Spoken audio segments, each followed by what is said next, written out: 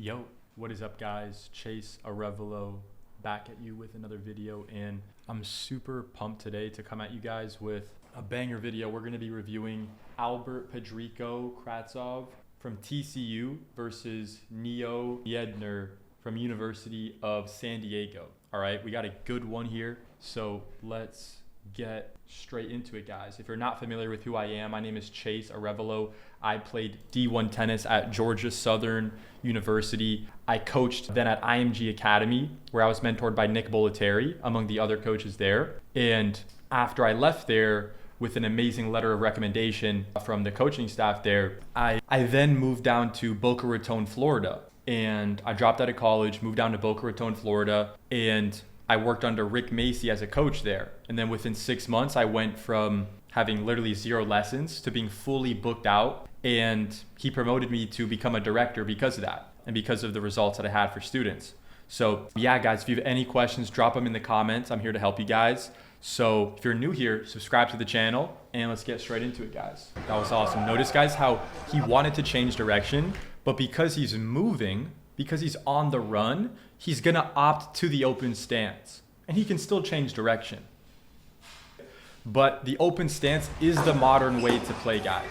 So take that, apply it for yourself. Even there, notice the ball was shorter.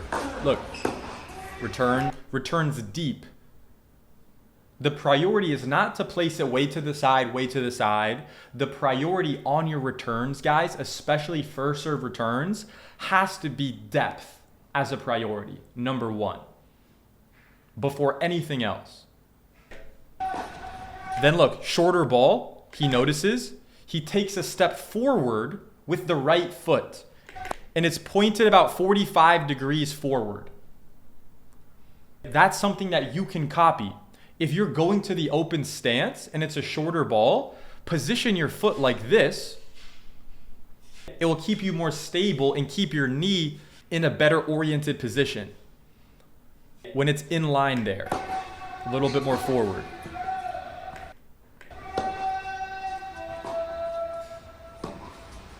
Great patience in the cross-court rally. It's a relatively short ball. Change direction. Now he's on the run here. Go cross again. Good ball. So look, he missed that a little bit long. That was a good miss. That was a really good miss. So if you're in the point there and you hit a similar shot, that's as long as you know your intention was correct, right? And you had a good intention with the shot, it's that you missed it. You know, just make that micro adjustment.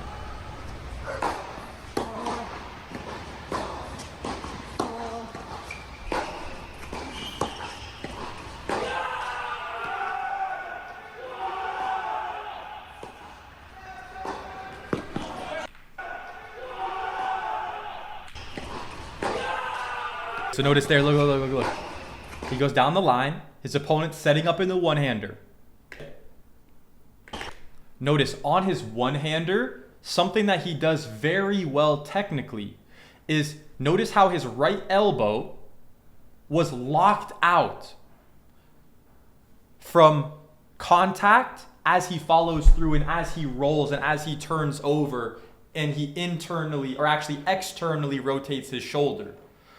So you can apply that on your ground strokes as well, even if you have a two-hander or you're talking about your forehand. On your forehand, when you're brushing, make sure that it starts bent, but then you get it straight before you turn your hips and as you go to contact.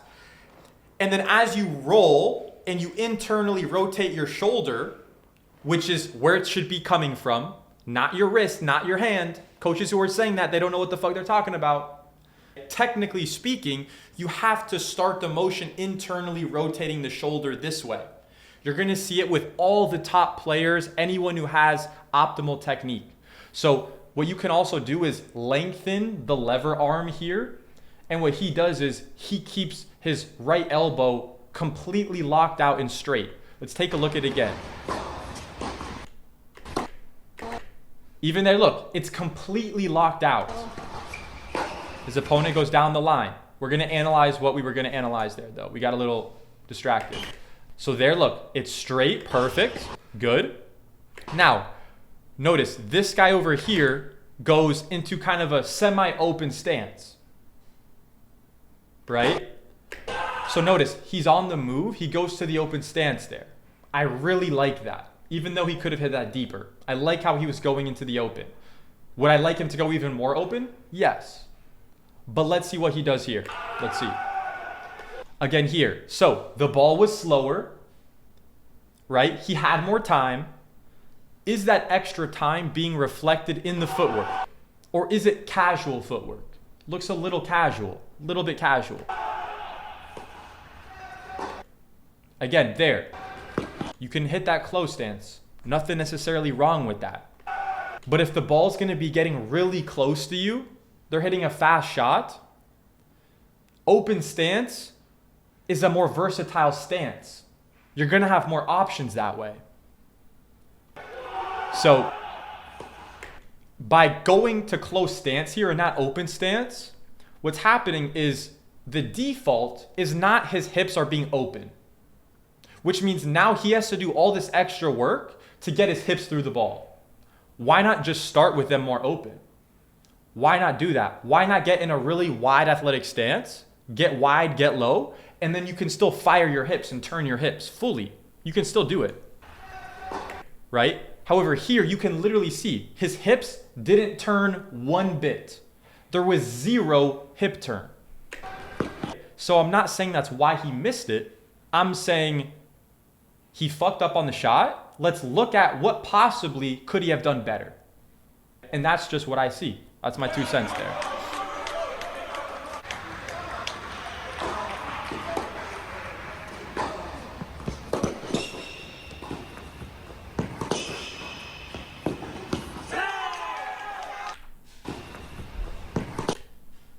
Again, his elbow's locked out. So one tip for all the players around the world who have one-handed backhands, this tip's literally for you guys. If you want to hit your one-handed backhand cleaner, lock out your right elbow completely before you go to hit your one-hander, all right? And then if you want a little bit more pop on the ball, stop the racket at contact when you're driving through it. Try those 2 tips and let me know how it works for your one-hander. And if you have a two-hander, you could even try that out. Try to hit a one-hander and then apply that tip. See if it helped you hit a better one-hander. And let me know.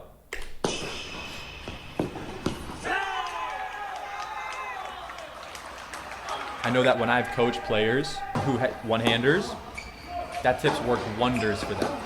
And also me learning, I still hit a two-hander, but as a coach, you got to learn how to hit different strokes.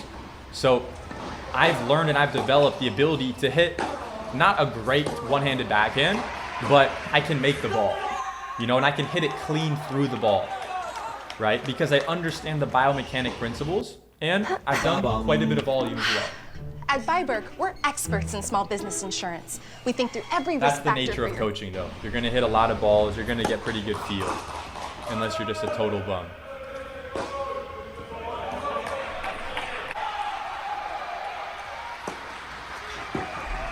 It's a big serve.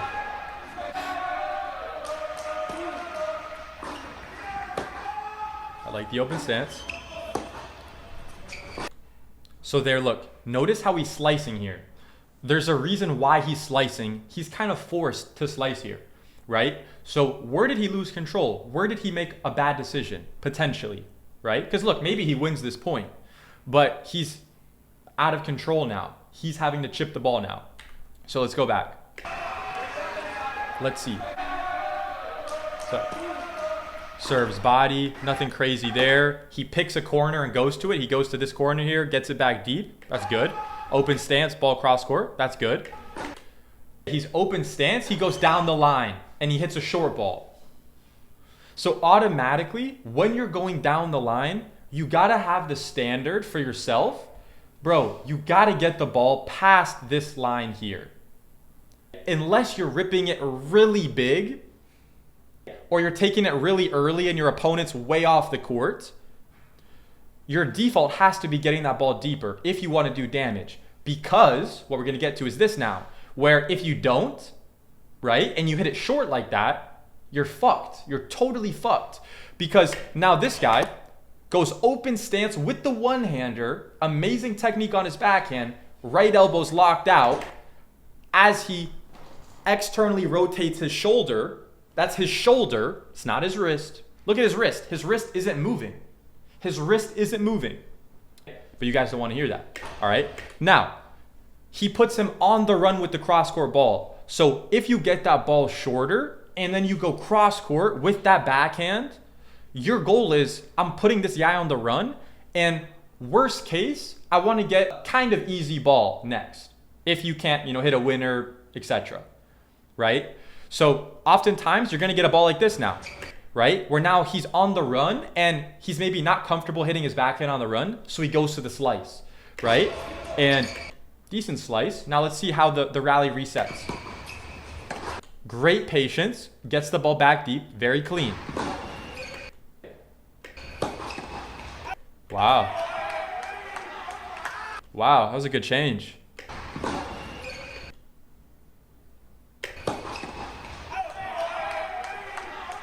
Nothing you can do there, that's just too good.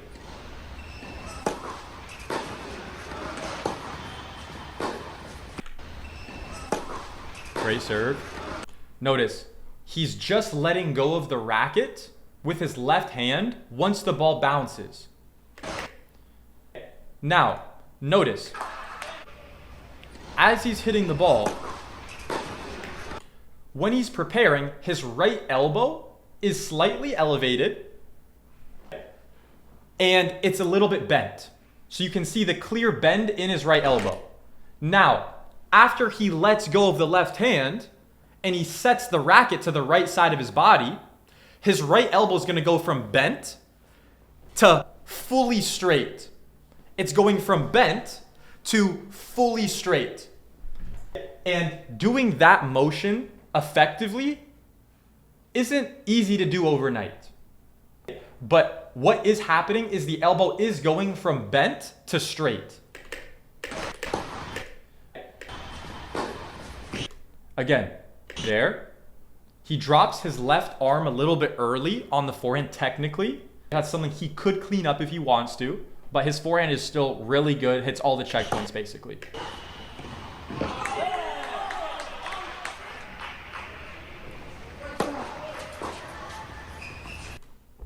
Again, what's a principle that he's doing here again, just like the other guy did? He keeps the left hand on the racket until the ball bounces, bro. The racket stays on the right side of his body.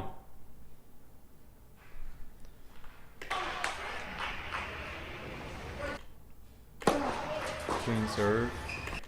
Still on. He's just letting go now.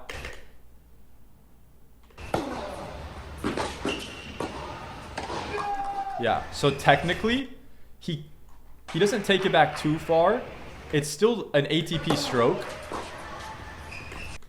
But what you'll see is, this guy could actually clean up his forehand. I believe he could hit an even better forehand if he elevated his right elbow a little bit so that he could set the racket a little bit more naturally to the right side.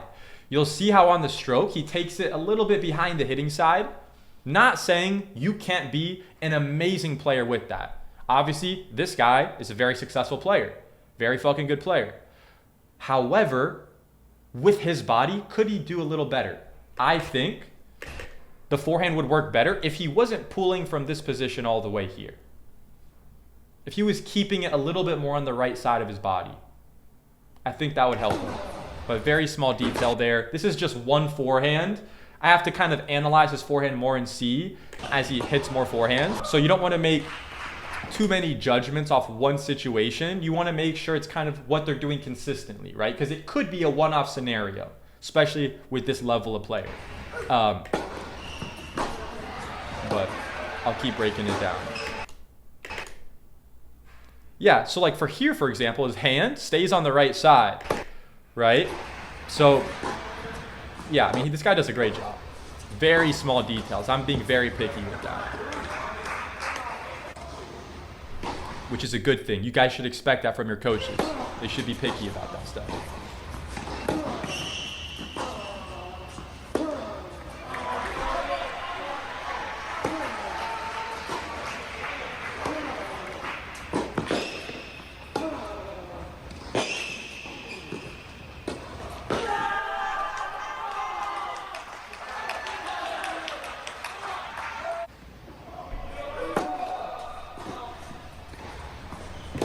So he sliced that, right?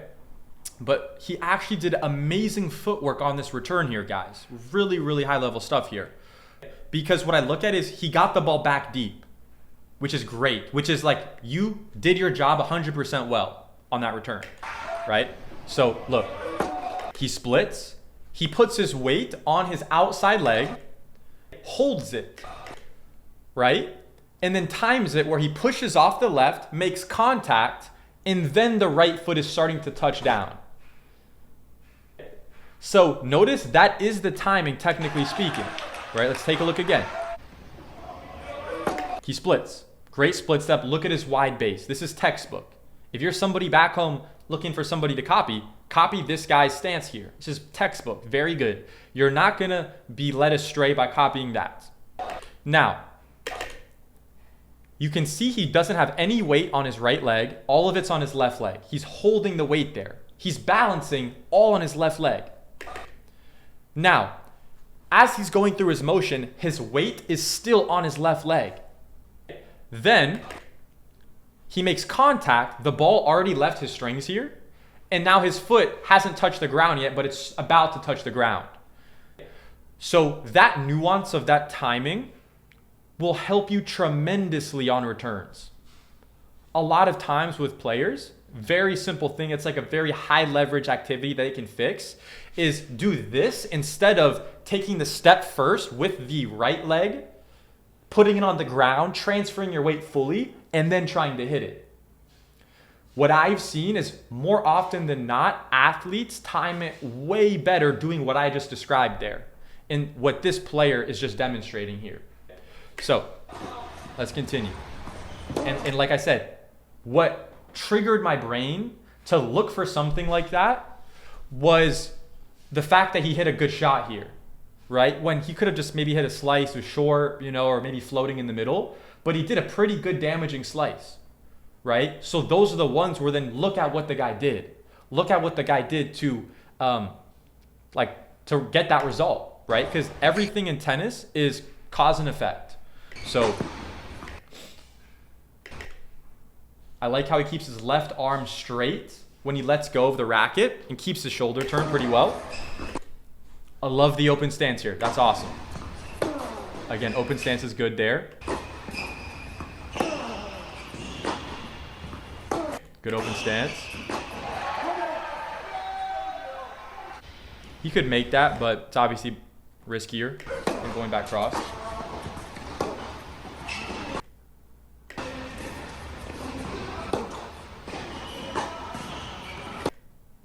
Good depth on that backhand. Very good depth.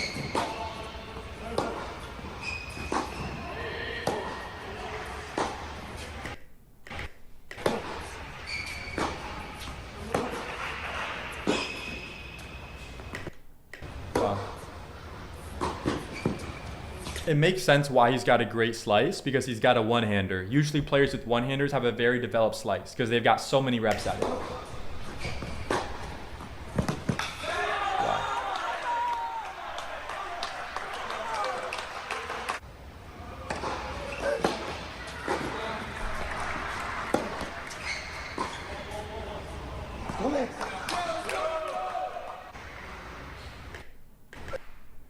One thing that this guy does really, really well on his serve is he pushes his right foot from this position right here, where it's directly under his body. When you can position your foot like that, it's going to help you get more of a vertical component going up on your serve. So if you're looking for more jump up, right, and not so much weight transfer like forward, try this stance out, where you're going to be able to get directly more launch going upwards. You see how he's directly going up because his foot is positioned there. Oh, I like that serve. The best part about that was the fact that he made contact a few feet inside the baseline. Really, really high level stuff there. Taking the ball early. That was good. Wow. It's a crazy shot. Down the line on the approach.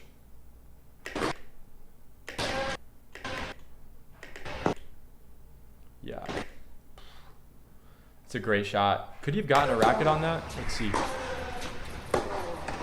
My opinion is if you can get the racket on the ball, go for it, right?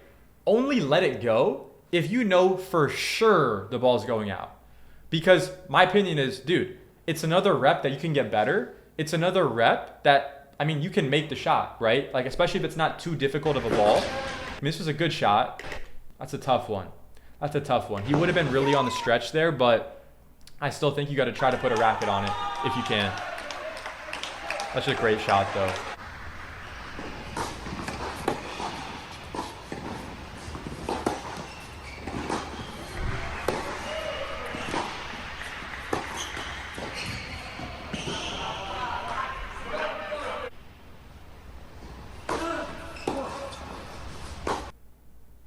Who's coming in the driveway?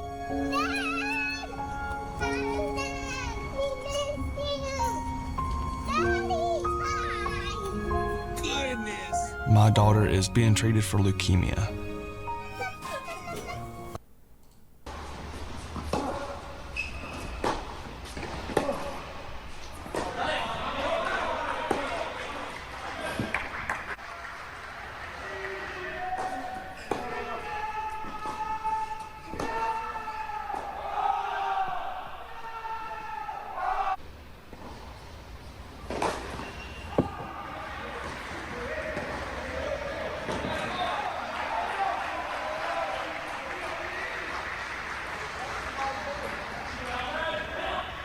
Oh, he was in. Wow.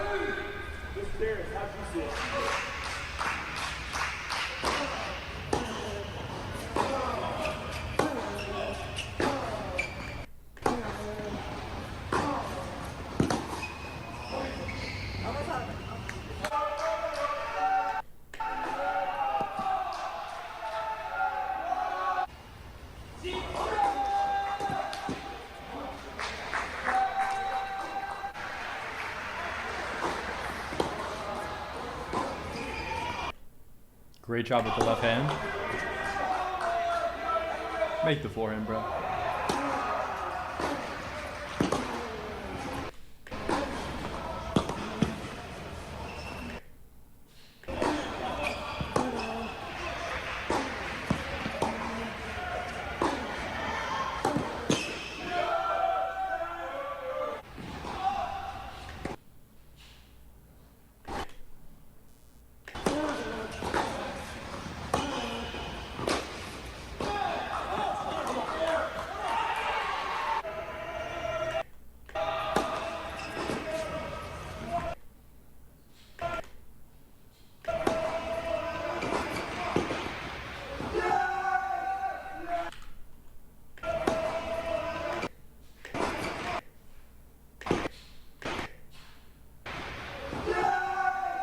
Tough one, that was just a good shot.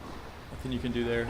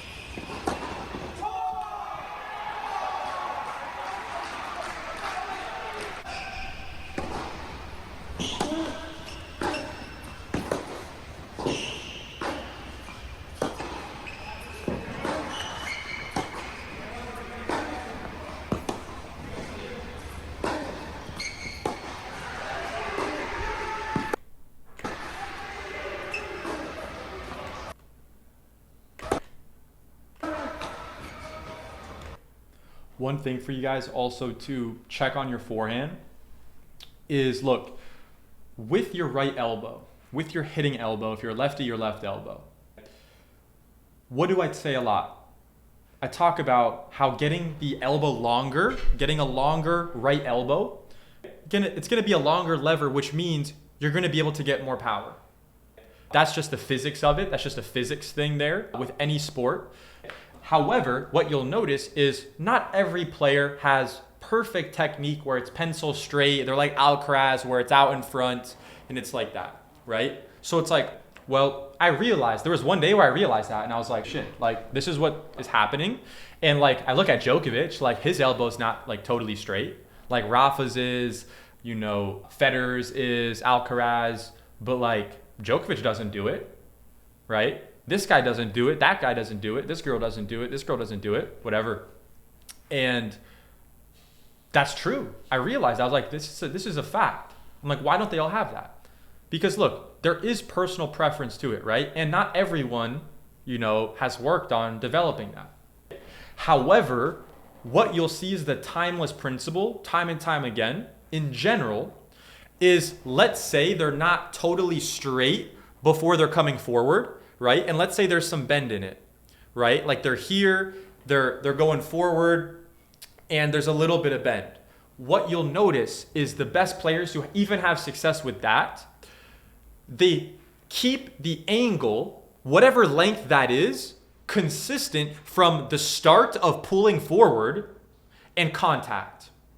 In general, as a general rule, there might be minor fluctuations, but in general, you're gonna notice they start with that bend, right? They're bent, and then they set the angle to a certain degree, whether that's straight, whether that's a little bit of bend. But then as they turn their hips, right? They turn their body to get the arm to come forward.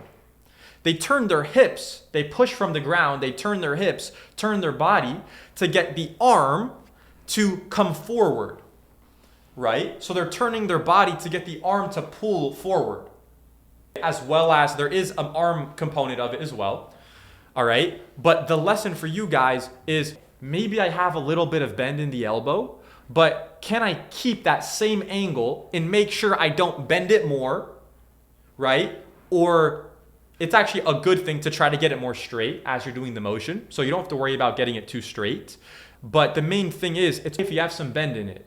But is that bend the same throughout the stroke as you're going to the ball, right? Even if it is a little bit bent. Because even if there's some bent, you can still make it work at a really high level, especially if you're a really good athlete, obviously, right?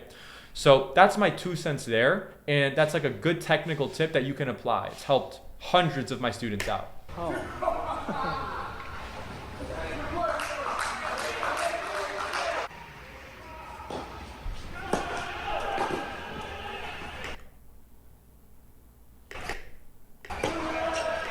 Approach down the line because he wasn't confident he could hit a winner inside out or cross.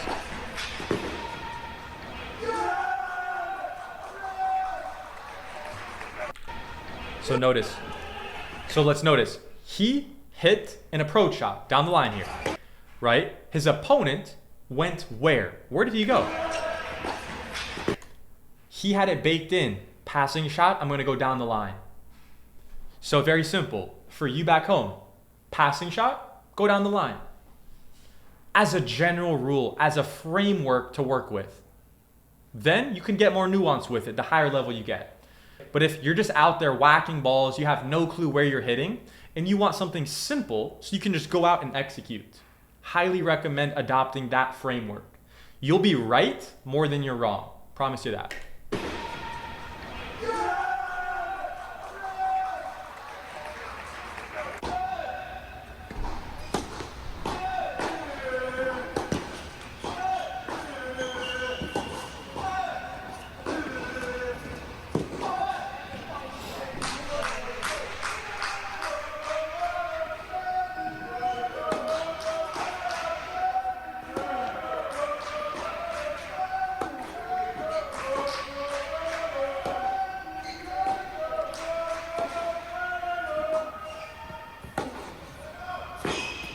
So good, Nina. Let's go.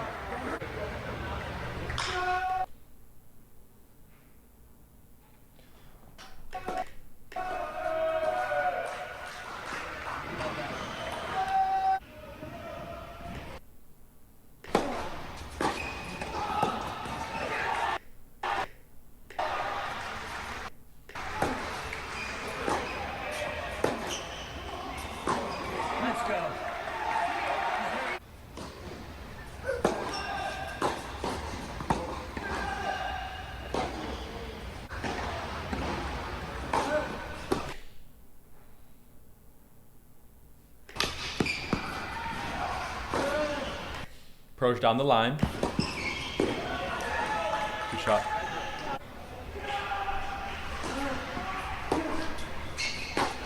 Let's go.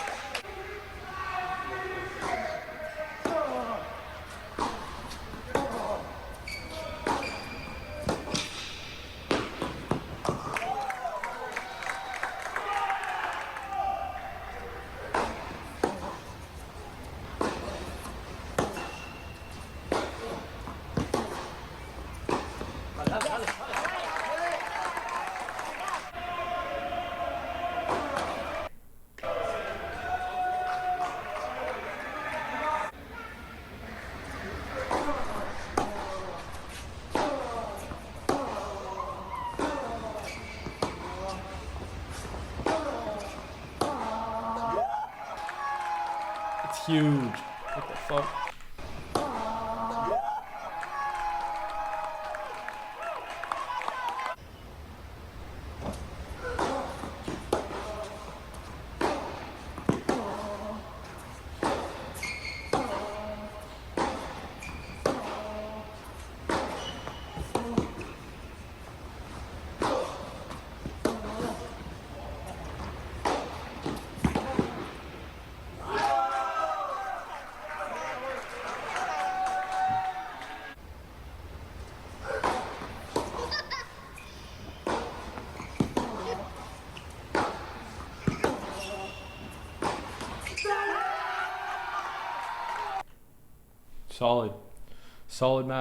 Solid match. But yeah, guys, if you guys have any questions, drop it in the comments below. Let me know your biggest takeaway from this video and what are you going to apply into your next match. Let me know in the comments, guys. And yeah, I hope you have an amazing rest of your day. And we'll see you in the next video. Peace.